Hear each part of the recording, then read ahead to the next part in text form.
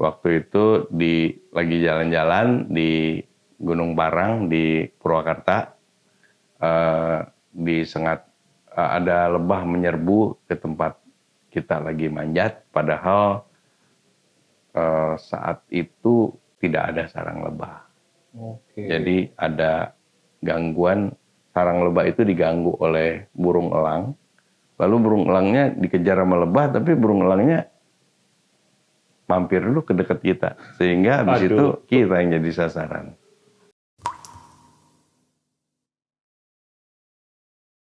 Selamat pagi menjelang siang, teman ngotdor. Gue Resilang Andrian. Masih seperti yang kemarin-kemarin, kita ngebahas seputar ngotdor, ngobrol tentang ngotdor. Dan hari ini sudah siap nih narasumber gue yang ilmunya nih, pengalamannya nih juga menarik untuk diulik buat teman-teman ngotdor nih.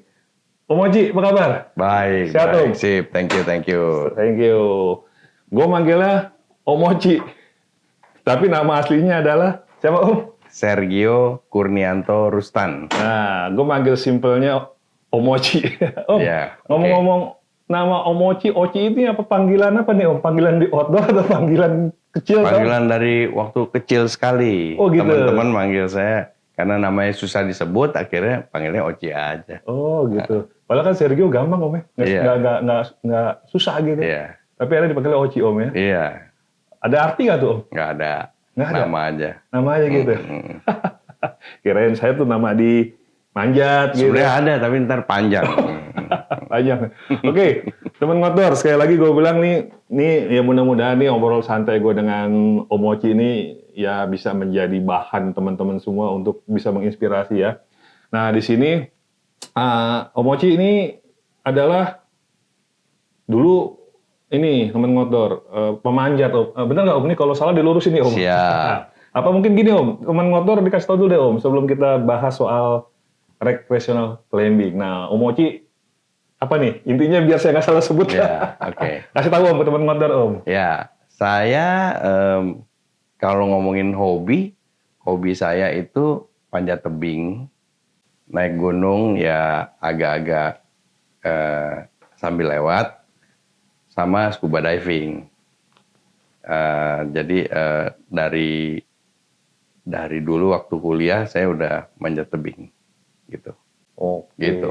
Itu sampai tahun berapa, Om, aktif ngelakuin aktivitas itu? Sampai sempat stop karena kerja saya kebetulan orang kantoran nih. Oh, gitu. Jadi setelah di tahun 2014 saya baru aktif lagi tuh, manjat lagi karena udah mulai sempet waktunya, mulai luang, saya bisa manjat lagi. Dan waktu itu juga udah ada nih climbing gym yang indoor yang bagus, yang zaman dulu kuliah kita cuma bisa lihat di majalah-majalah aja. Sekarang di Indonesia udah ada di Jabodetabek.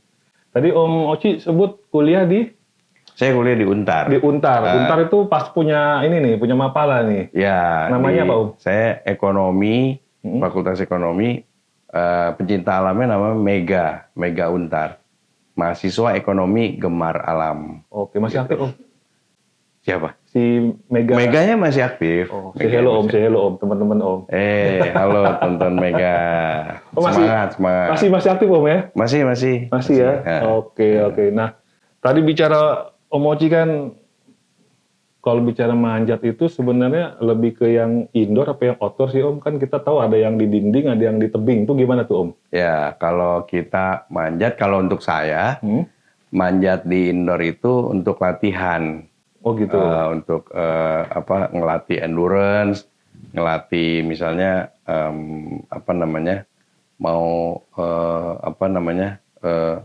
gerakan-gerakan tertentu. Misalnya kita mau overhang, gerakan-gerakan overhang. Nah, itu untuk nanti dipraktekkan di tebing alam, di rock beneran gitu. Oh, gitu. Lebih seru rock beneran daripada climbing wall. Gitu. Jadi yang di wall itu Om Oji hanya untuk latihan. Itu untuk saya loh ya. Untuk Om Oji. Ya, selera orang beda-beda. Ada yang Okay. senengnya berprestasi di climbing wall.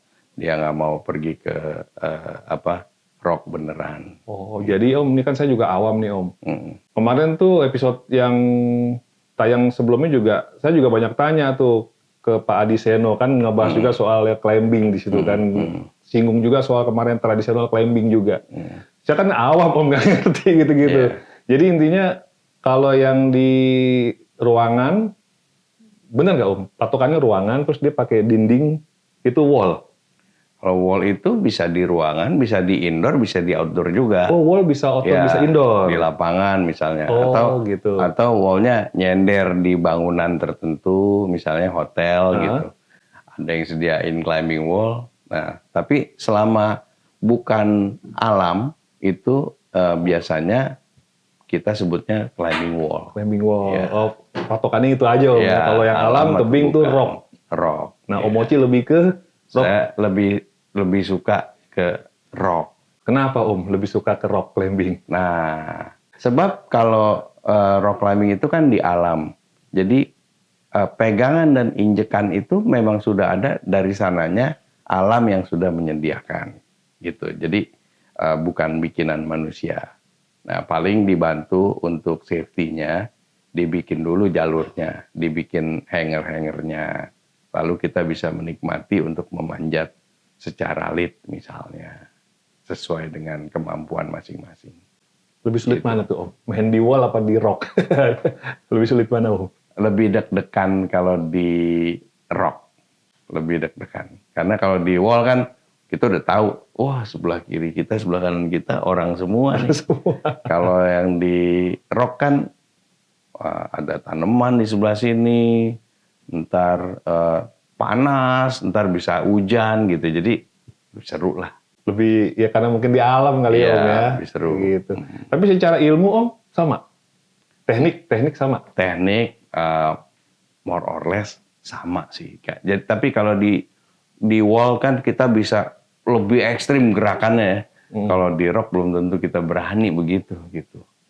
Karena kondisi Om ya. Iya, dan belum tentu juga tersedia pegangan dan pijakan yang dengan gaya yang itu gitu. Jadi ya memang benar-benar tergantung gayanya itu, tergantung apa yang disediakan oleh si alam tadi. Gitu. Oh gitu. Ya pada dasarnya sih intinya para pelakunya itu terserah Om memilih passionnya kemana gitu ya. Iya.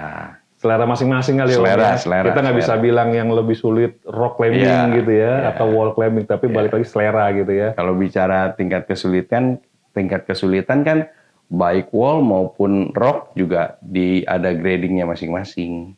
Jadinya kalau kita punya kemampuan misalnya di 6B gitu. Nah kalau kita manjatnya di 7C ya akan menjadi sulit sekali buat kita. Baik di wall maupun di rock sama aja Om. Oh gitu Yang ya. sesuai dengan kemampuan kita aja. Oke. Nah tadi kan Om Uji sebut tuh ngerasain juga naik gunung. Ya. Sama tadi apa diving? Diving. Oke. Terus sama rock climbing nih. Ya. Kenapa lebih memilih rock climbing Om ketimbang diving mendaki gunung? Kan sama-sama di alam tuh Om. Kenapa tuh Om? Cinta pertama saya rock climbing soalnya. Jadi kalau diving itu waktu saya udah jadi orang kantoran, saya nggak sempet lagi untuk latihan fisik untuk rock climbing. Akhirnya saya cari kegiatan lain. Wah, ada yang ngajakin scuba diving nih. Ini menarik juga mestinya nih. Gitu. Okay. Akhirnya saya scuba diving juga. Ya, banyak teman juga di sana. Lalu punya hal-hal yang indah-indah lainnya juga yang berbeda dengan rock climbing, tapi banyak yang indah-indahnya juga, walaupun resikonya juga banyak. Ya. Itu lebih duluan mana Om? Passionnya Om Mochi nih antara rock climbing, diving, sama mendaki gunung, hiking. Kalau bisa dibilang apakah berbarengan itu muncul atau duluan rock climbing? Saya kalau rock climbing dari mahasiswa saya udah rock climbing. Oh dari zaman mahasiswa di kampus ya? Di kampus. Kalau naik gunung, saya diajaknya temen. Kalau ada yang ngajak, saya naik gunung. Kalau enggak. Kalau ada yuk naik gunung ke sini. Pas saya bisa, terus asik juga nih teman-temannya ikut gitu. Oke. Tapi di zaman kuliah berarti udah sempet naik gunung kan? Sempat naik gunung. Sempet ya. Ya. Tapi akhirnya pilihannya jatuh ke Selalu rock climbing. rock climbing. Ya. Ya. Teman Ngodor, itulah cerita yang tadi diceritakan oleh Omochi. Intinya sih balik lagi nih ke teman-teman semua, sesuai selera. Dimana dari ketiga pilihan itu Omochi memilih rock climbing. Masih ingat nggak terakhir kali melakukan rock climbing? Kapan tuh Om? Ya. Jadi saya harus singgung sedikit bahwa saya pernah mengalami kecelakaan di Desember 2020. Lalu saya harus berobat cukup lama juga sampai 2021 lah ya. Nah, 2022-2023 saya mau coba lagi dengan kondisi. Jadi kecelakaan itu menyebabkan penglihatan saya jadi nggak bagus. Saya sekarang menjadi penyandang low vision. Nah, jadi pada saat saya udah tahu saya low vision, saya mau coba lagi melakukan pemanjatan di tebing alam. Tapi tentu saja dengan risiko yang lebih rendah. Biasanya saya kalau manjat itu dengan metode lead. Saya waktu terakhir itu setelah kecelakaan saya coba dengan top rope. Nah, di tebing Gunung Putri. Ternyata saya coba manjat itu jadi ngerepotin banyak orang. Karena saya nggak kelihatan pegangan dan pijakannya. Harus ada teman saya di sebelah jalur saya nunjukin tuh sebelah kiri tuh tangan kiri, yang ini sebelah kiri lagi gitu misalnya. Jadi kurang asik ya. Tapi saya menikmati banget sih pemanjatan yang terakhir itu dengan tingkat kesulitan yang harusnya nggak terlalu tinggi, tapi buat saya menjadi tinggi banget karena kendala penglihatan saya gitu. Nah, jadi saya pikir habis itu udahlah, pokoknya saya sekarang udah nyoba bagaimana manjat di rock dengan pandangan seperti itu. Habis itu saya mutusin nanti ke depannya saya di wall climbing aja. Oh gitu. Yang lebih rileks, yang lebih resikonya rendah dan nggak ngerepotin orang lain. Iya. Itu maaf Om, kalau boleh tahu itu Om kecelakaannya gimana? Jatuh atau gimana Om? Iya, sebenarnya saya nggak jatuh, tapi saya diserang lebah, ribuan lebah. Ya waktu Desember 2020. Waktu itu lagi jalan-jalan di Gunung Parang di Purwakarta, ada lebah menyerbu ke tempat kita lagi manjat, padahal saat itu padahal di sekitar situ tidak ada sarang lebah. Jadi ada gangguan, sarang lebah itu diganggu oleh burung elang. Lalu burung elangnya dikejar sama lebah, tapi burung elangnya mampir dulu ke dekat kita, sehingga habis itu kita yang jadi sasaran. Ternyata hal seperti itu bukan hanya terjadi pada kami waktu itu. Jadi ada cerita-cerita juga mereka ada yang diserang oleh lebah karena sarang lebahnya itu diganggu oleh burung elang. Jadi bukan hal pertama untuk terjadi ya. Ya. Jadi karena si lebah itu Om ya. Ya, karena lebah sehingga seluruh tubuh saya juga diserang. Mata saya juga diserang sehingga yang ini nggak bisa ngelihat sama sekali sekarang, yang ini bisa melihat tapi terbatas lah. Nah, gitu. Dari kejadian itu, terus Omochi memutuskan nggak main rock climbing lagi nih ya. Akhirnya tadi wall climbing jadinya kan. Boleh lah ya. Jadi masih main wall tuh Om? Wall climbing sekarang kebetulan karena ada kesibukan pekerjaan, wall climbing juga agak jarang. Tapi juga, saya punya rencana, saya mau bikin climbing wall di rumah, biar lebih gampang latihannya. Oke, gitu. Teman Ngodor, saking cintanya nih Omochi nih senior kita nih dengan dunia climbing, rock climbing ya Om ya. Nah, sampai saat ini kan Omochi jadi bisa dibilang terakhir itu tahun 2022 ya? 2000 ya. Kurang lebih ya, tahun-tahun segitu ya. Praktis pokoknya 2020 terakhir lah. Terakhir lah ya, 2020 terakhir. Nah, Omochi ini adalah bisa dibilang pendiri nggak Om ya? Recreational climber. Inisiator lah. Inisiator lah ya. Nah, ini maaf teman ngotor nih, lidah gue agak belibet kalau ngomong nih. Recreational. Recreational climbers. Nah, ini Omochi ini adalah, bisalah disebut pendirinya lah gitulah Om ya. Bener nggak? Ya boleh lah. Boleh lah. Boleh dijelasin Om ke teman-teman ngotor nih Om. Mungkin perlu tahu nih Om. Iya. Jadi setelah saya harus jujur pada diri saya sendiri bahwa saya tidak bisa lagi manjat dengan efektif. Tapi waktu itu saya berpikir gimana ya caranya masih bisa memberikan kontribusi kepada dunia panjat tebing di Indonesia. Akhirnya saya diskus sama teman saya namanya Rico Luis untuk berdiskusi mengenai apa nih yang bisa kita lakukan, nggak harus manjat secara fisik, tapi kita bisa memperkaya wawasan panjat tebing di Indonesia.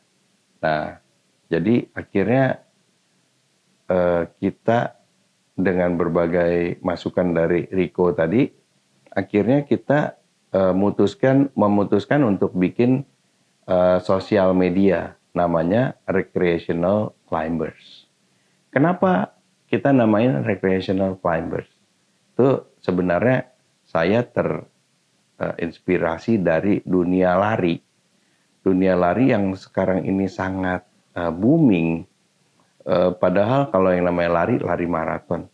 Berapa sih jumlahnya atlet lari maraton di Indonesia?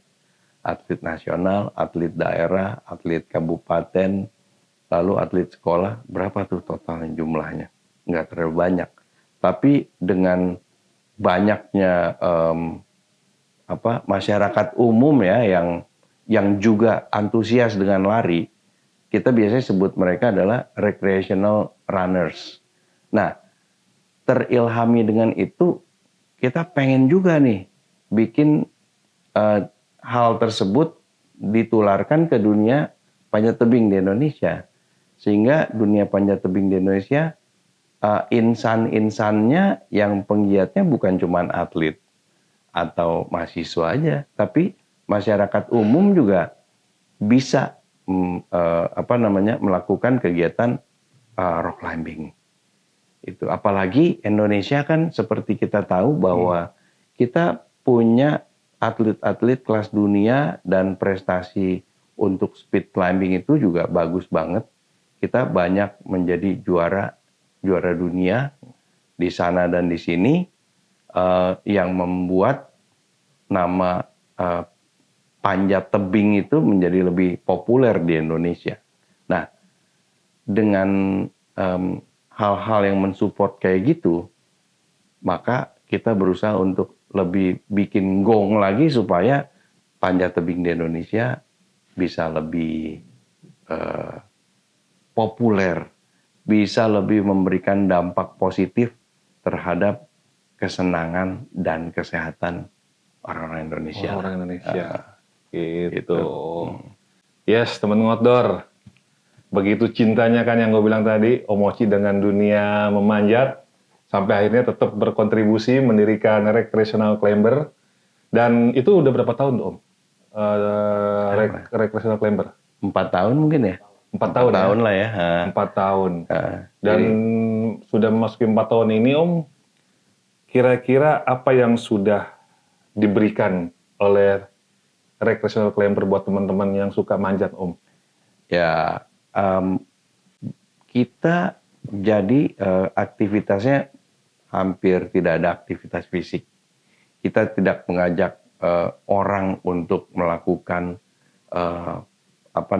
tamasya panjat tebing juga, tapi kita berusaha mempopulerkan kegiatan rock climbing di Indonesia dengan para stakeholders-nya seperti atlet, pelopor-pelopor panjat tebing, lalu pembuat jalur tebing, lalu orang-orang yang bergerak berkaitan dengan panjat tebing tapi bergerak di bidang komersial. Misalnya pengusaha outfit untuk manjat tebing, lalu importir sepatu manjat atau pabrikan sepatu manjat di Indonesia. Lalu ada yang bikin climbing gym atau apa tuh bahasa Indonesianya? Tempat manjat climbing wall yang indoor atau yang outdoor yang mereka buka untuk umum, dan mereka bisa juga memberikan edukasi bahkan pelatihan panjat tebing untuk generasi-generasi muda yang sekarang. Nah, kita berusaha mempopulerkan hal-hal itu semua beserta orang-orangnya supaya memberikan wajah. Panjat tebing itu bukan sekedar nama, tapi ada orang-orangnya nih yang menarik, yang berprestasi, yang memberikan kontribusi juga. Begitu kira-kira. Oke. Terima kasih nih Om Mochi. Teman Ngotdor, pokoknya kita doakan terus nih ya, Om Mochi bersama Recreational Climber-nya biar terus eksis. Dan kalau boleh tahu nih Om, progres ke depannya apa nih buat si Recreational Climber? Ya, nah kita juga kalau misalnya boleh teman-teman lihat ke Instagram kita, namanya Recreational Climbers. Itu kita bisa menemukan di situ postingan mengenai jalur-jalur panjat, lalu hal-hal lain yang juga berkaitan dengan panjat tebing. Nah, ke depannya kita pengen memberikan lebih banyak lagi jalur-jalur panjat sebagai referensi teman-teman kalau mau manjat di sana di sini. Dan kita juga pengen juga memberikan informasi yang penting, yaitu mengenai emergency. Kalau misalnya manjat di satu tempat, satu lokasi manjat, kalau sampai terjadi apa-apa, kita akan punya datanya. Damkar di daerah situ di mana dan nomor teleponnya berapa. Ambulans berapa. Puskesmas di mana dan nomor teleponnya berapa. Hal-hal seperti itu. Gitu. Supaya kalau ada hal yang tidak diinginkan terjadi, paling enggak kita bisa langsung mendapatkan informasi mengenai nomor-nomor telepon itu dan bisa langsung telepon. Bisa mudah-mudahan dengan hal seperti itu bantuan bisa lebih cepat datang. Daripada kita nggak punya nomor-nomor. Nggak punya nomor itu ya, oke. Gitu. Tadi Instagram sama apa media sosial? YouTube. Ada YouTube. YouTube juga ada ya? YouTube juga ada. Teman Ngotdor, kalian semua teman-teman Ngotdor bisa lihat di Instagram dan YouTube-nya Recreational Climber Om ya. Ya. Semua itu banyak video-video yang pasti bisa bisa mengedukasi lah Om ya, bisa dikatakan seperti itu ya. Dan kita doakan nih Recreational Climber, Om Mochi dan timnya tetap terus eksis. Yang seperti gue bilang tadi, Om Mochi kan sebagai pelaku nih, pelaku maksudnya pemanjat ya yang di tebing ya, kita nyebutnya rock climber ya. Nah, dan kita tahu akhirnya kan Om Mochi tidak bisa lagi beraktivitas, tapi tetap semangat. Nah ini dia nih, gue demennya kalau anak outdoor nih tetap semangat nih. Kita yang junior harus bisa ngikutin nih plus senior nih. Diaminin dulu, aminin dulu. Nah intinya di sini hal positif yang bisa gue ambil pribadi adalah dari narasumber Ngotdor hari ini nih adalah Om Mochi tetap semangat dengan kondisi yang dalam arti ada musibah Om ya, ada kecelakaan, tapi tetap tidak bisa dibilang Om tetap bisa berkontribusi Om di sini. Ya, karena saya berharap juga dari teman-teman Ngotdor nih yang suka dengan kegiatan memanjat, baik walls dan rock ya Om ya, kita nggak usah beda-bedain Om ya. Buat teman-teman Ngotdor yang di walls, yang suka wall climbing dan rock climbing di sini, setidaknya cerita dari Om Mochi itu bisa dijadikan motivasi lah. Bahwa intinya kendala apapun tidak mematahkan semangat kita untuk terus berkarya. Nah, di sini ada satu cerita lagi yang nggak kalah menarik. Gua baru nonton sampai volume 2 Om. Ya. Volume 3 ntar kali ya. Apa nih? Itu yang tunanetra berwisata. Oh, tunanetra berwisata. Teman kotor ini Omochi punya karya dengan teman. Ini yang bikin siapa Om? Maksudnya atas nama Recreational Climber bukan? Bukan. Ini beda. Oh beda ya. Tapi insan-insannya mirip. Mirip ya. Ya itu juga. Itu juga. Dia lagi. Riko juga, Riko lagi. Tunggu Om. Ini kayaknya gue kenal nih yang namanya Riko nih. Iya. Ini ya tim kreatornya Recreational Climber ya? Iya, itu memang terkenal. Semua orang kenal. Ini kayaknya harus kita undang nih podcast nih. Harus. Iya, Riko Luis pokoknya harus podcast bareng Ngodor. 17 episode lah mungkin Riko Luis. Oke, teman Ngodor, balik ke yang tadi gue ceritakan. Tunanetra berwisata, ya Om ya? Ya. Itu udah ada di YouTube. YouTube-nya namanya sama, Tunanetra Berwisata. Udah volume 3 Om ya? Iya. Itu film, bisa dikatakan film dokumenter pendek ya, kalau nggak salah Om ya? Ya. Dia berseri, ada volume 1, 2, dan 3. Kalau volume 1 yang apa Om? Tanpa batas, ya? Ya, itu kita sejauh ini baru punya 3 perjalanan. 3 perjalanan ya? Perjalanan untuk mengajak teman-teman tunanetra untuk jalan-jalan. Nah, itu baru 3 trip. Trip pertama itu bisa dilihat summary perjalanannya itu di volume 1 tanpa batas ya. Oke. Itu kita pergi masuk ke hutan lah ya, masuk ke hutan. Pada dasarnya sebenarnya kalau teman-teman tahu situ gunung Cisaat, kalau dari Jakarta mau menuju ke kota Sukabumi. Nah, di situ ada situ gunung, situ kan danau ya. Danau. Nah, kita sebenarnya mengelilingi danau itu. Jadi tingkat elevasinya juga tidak besar, artinya naik turunnya tidak banyak. Tapi suasana hutannya itu sangat nyata. Banyak juga suara alamnya. Ada suara jangkrik, suara burung, suara apa lagi tuh ya, pokoknya air bergemericik misalnya. Kita ngelewatin juga air terjun kecil yang asik banget lah. Nah, teman-teman tunanetra itu secara visual memang kurang. Tapi karena panca inderanya ada yang kurang seimbang, ada panca indera lainnya yang lebih mendominasi. Contoh misalnya indera pendengarannya biasanya lebih peka daripada orang-orang yang matanya awas. Oh gitu Om ya? Ya, jadi karena mereka harus mengandalkan pendengaran dalam mobilitasnya ya. Misalnya mau nyebrang jalan kan harus didengerin. Ini ada suara motor mendekat atau menjauh. Yes. Kalau mendekat, kalau kita nyebrang kan cari gara-gara gitu ya. Nah, jadi hal itu. Jadi teman-teman setelah saya mengalami kecelakaan, saya berusaha untuk mencari informasi dan komunitas bagaimana saya bisa hidup dengan situasi saya yang sekarang. Yang tidak bisa lagi seperti yang dulu, yang matanya bisa melihat dengan lebih sempurna ya.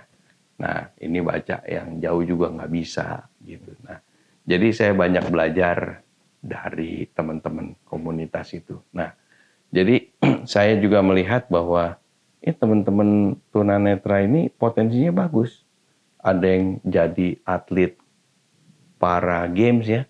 Atlet pingpong jadi juara, ada yang pinter IT, jadi bagaimana mereka punya skill coding yang bagus, lalu ada olimpiade IT yang untuk penyandang tunanetra, dan ada satu teman itu yang punya peringkat di situ ya. Nah, jadi kita ajak tuh teman-teman itu supaya hidupnya lebih lengkap. Jadi walaupun kita tunanetra, tapi kita juga boleh dong berwisata. Boleh. Ya kan? Oke. Bisa berwisata, menggembirakan hati kita, mengalami pengalaman-pengalaman yang baru yang tadinya sulit untuk dijangkau oleh seorang tunanetra. Kita coba di dalam trip-trip itu kita membuat teman-teman tunanetra bisa mengalami hal-hal baru. Jadi yang 3 itu pertama adalah masuk ke hutan, lalu kita sore ini bulan puasa, makan siangnya di tengah danau. Iya, saya lihat tuh asik banget itu. Asik ya. Nah, itu trip kedua itu kita ajak mereka ke pulau. Trip 2 itu berarti volume 2-nya ya? Volume 2. Di summary-nya perjalanannya ada di volume 2. Jadi kita ajak ke pulau, mereka berjalan di atas pasir yang mungkin sebagian belum pernah sama sekali berjalan di atas pasir laut. Lalu kita ajak snorkeling. Tentu saja perjalanan ini juga diutamakan unsur keselamatannya. Sehingga ada yang namanya teman-teman volunteer yang tugasnya mendampingi. Satu orang tunanetra, satu pendamping. Yang mana waktu trip pertama di hutan, teman-teman naik gunung saya yang saya minta tolong bantuin. Waktu trip ke pulau, teman-teman diving saya yang kita kerahkan buat pendamping ya. Untuk mendampingi. Nah, trip ketiga itu di kota, bukan di hutan atau di gunung atau di laut, tapi kita ajak mereka untuk merasakan yang namanya bagaimana scuba diving itu. Jadi pakai alat, pakai tabung, lalu menyelam. Tapi di kolam renang. Kolam renangnya bukan kolam renang umum, kolam renang yang memang khusus untuk belajar diving. Oh, oke. Gitu. Kita dapat kesempatan itu dari salah satu dive center yang ada di Jakarta. Boleh sebut nama? Boleh, silakan Om. Bubbles Dive Center. Yang baik sekali mereka untuk memberikan kesempatan. Kemarin itu ada 9 tunanetra yang bisa merasakan itu. Keren. Nah, ini kan udah volume 3 nih Om nih. Next berarti akan ada dong selanjutnya dong ya. Mudah-mudahan kalau apabila Tuhan mengizinkan akan ada volume selanjutnya. Amin. Teman Ngotdor, pokoknya kalau penasaran tadi yang diceritakan sama Om Oci, masuk ke YouTube ya Om ya. YouTube. Di YouTube-nya Tunanetra Berwisata. Ya. Oke teman Ngotdor, kita doakan dan support terus Om Oci ini bersama timnya agar terus berkibar dengan recreational climber-nya, dan tadi udah diceritakan juga program Tunanetra Berwisata. Akan ada volume-volume selanjutnya Om ya. Kayak kasih bocoran dikit boleh? Boleh, biar tambah penasaran. Di semester 1 tahun ini 2026 kita mau mengadakan juga trip berikutnya, yaitu kayak laut untuk tunanetra juga. Berarti volume 4 nih? Volume 4. Di mana nih Om? Itu rahasia dulu. Rahasia. Gue yang kepo. Nah, tapi sebenarnya yang kita mau lakukan adalah hampir semuanya ada di Jakarta atau di Jabodetabek atau Jawa Barat lah, yang nggak jauh-jauh dari situ. Kenapa begitu? Karena kita kepengen kita punya trip-trip ini banyak yang tahu, dan nanti di daerah-daerah pada ngadain sendiri juga. Oh gitu. Supaya tunanetra di seluruh Indonesia juga bisa merasakan bagaimana berwisata yang mengasihkan gitu. Jadi kita selain mahal ya harganya, kalau kita melakukan kegiatan misalnya di Sulawesi gitu kan, itu jauh banget, dan kita berharap teman-teman di Sulawesi pun atau di Kalimantan atau dimanapun bisa mengadakan perjalanan serupa ya untuk teman-teman tunanetra gitu. Oke. Tadi kan Om Uci bilang udah ada volume 3 ya, udah sampai volume 3 ya. Antara volume 1, 2, dan 3 dengan beda lokasi Om ya. Itu melibatkan teman-teman tunanetra dari yayasan yang sama atau beda Om? Beda. Oh beda-beda ya? Beda-beda. Kita berusaha tidak mengajak orang yang sama 2 Oke. kali. Oke. Supaya makin banyak yang merasakan gitu. Jadi kita pernah mengajak, yang terakhir itu kita ajak para pendidik yang tunanetra. Pendidik Om ya? Pendidik. Jadi ada yang guru, ada yang kepala pesantren, ada yang kepala sekolah, ada yang instruktur untuk tunanetra. Tapi semua mereka tunanetra. Itu yang kita ajak gitu. Oke. Nah, dan kita berharap supaya